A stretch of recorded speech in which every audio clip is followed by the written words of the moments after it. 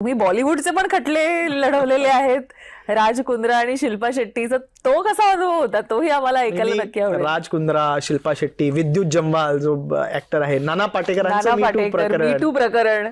तर काय असतं, प्रत्येक केस ही मी केस म्हणूनच बघतो. मी जेव्हा माझ्याकडे चार्जशीट ज्याला आपण म्हणतो, आरोपपत्र म्हणतो आपण ज्याला म्हणतो, त्याचा अभ्यास करतो, त्याच्यात काय आरोप केलेले आहेत, काय ठळक मुद्दे आहेत आणि ही पुराव्यांची साखळी जी आहे ती स्पष्टपणे हे दर्शवते का की या व्यक्तीने हा गुन्हा केला आहे का, त्याचं मी अवलोकन करतो आणि त्याप्रमाणे मी तो खटला चालवत असतो. त्यामुळे कुठलाही तो व्यक्ती असेल, शेवटी तो माझा पक्षकार आहे. मग तो एक सेलिब्रिटी म्हणून मी त्यांच्याकडे बघत नाही, परंतु माझा पक्षकार आहे, त्याला मला न्याय मिळवून द्यायचा आहे, या भूमिकेतून मी काम करत असतो. आणि अनेक वेळा मी हे देखील बघितलं आहे की त्या पक्षकाराला न्याय मिळवून देत असताना त्याची मानसिक कुचंबन होत असतं. त्याला अनेक कसं असतं, तुमच्यावर आरोप केल्यानंतर, नाना पाटेकर साहेब झाले, आरोप केल्यानंतर साहजिकपणे तुम्हाला थोडंसं तुम्ही खचता, तुम्हाला वाईट वाटतं की काही चूक नाही तरी सुद्धा माझ्याविरुद्ध असं बेताल आरोप केले जातात. पाटेकर हे आरोप केवळ त्या न्यायालयापुरते, त्या भिंतींपुरते मर्यादित नसतात, तर ते सोशली प्रचंड व्हायरल होत होतात ना. म्हणजे आता नाना पाटेकरांचं उदाहरण घ्या, त्यांना किती त्यामुळे त्रास सहन करावा लागला. अतिशय म्हणजे बेछूट, बेलगाम आणि तथ्यहीन आरोप त्यांच्यावर करण्यात आले.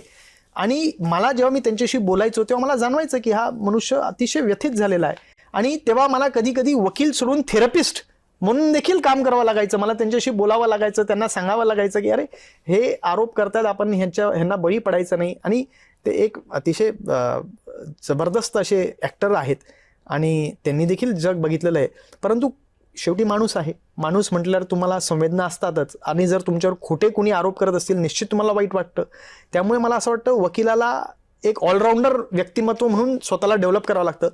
डॉक्टरची केस चालवत असताना त्याला डॉक्टर व्हावं लागतं. त्याला एखाद्या निर्ढावलेल्या गुन्हेगाराची केस चालवायची असेल तर निर्ढावलेल्या गुन्हेगारांसारखा विचार करावा लागतं की हे का केलं असेल, कसं केलं असेल. आणि त्यामुळे वकिलांना देखील कधी कधी थेरपिस्ट व्हावं लागतं. आणि त्यांच्या पक्षकारांना न्यायालयात न्याय मिळवून देत असताना त्यांचं मानसिक संतुलन बिघडू नये, त्यांच्या पक्षकारांचं, हे देखील कधी कधी प्रयत्न करावे लागतात.